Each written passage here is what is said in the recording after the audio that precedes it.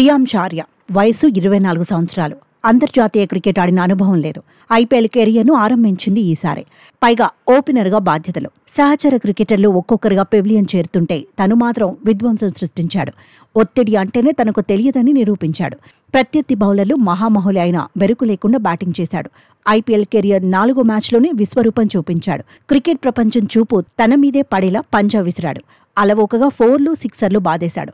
ఐపీఎల్లో భారీ షాట్లు కొట్టేవాళ్లు చాలా మందే ఉన్నారు. కానీ ప్రియాంచార్య ఒత్తిడి ఎక్కువగా ఉన్న టైంలో బాదేశాడు.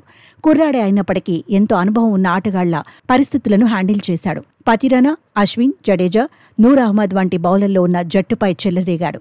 టఫ్ టైంలోనూ కాన్సంట్రేషన్ కోల్పోకుండా చితక్కొట్టేశాడు.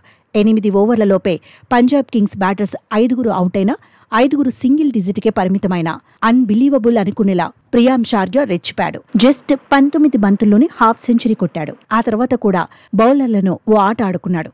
చూస్తుండగానే సెంచరీ మార్కును టచ్ చేశాడు. 39 బంతుల్లోనే సెంచరీ సాధించాడు. ఓవరాల్గా 42 బంతులు ఎదుర్కొని 103 పరుగులు చేశాడు. యంగ్ ప్లేయర్ ఇన్నింగ్స్లో 7 4లు 9 6లు ఉన్నాయి. 4లు 6ల ద్వారానే 82 పరుగులు పిండేసుకున్నాడు.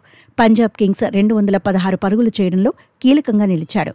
ఫాస్టెస్ట్ సెంచరీ సాధించిన అన్క్యాప్డ్ ప్లేయర్గా రికార్డులోకి ఎక్కాడు.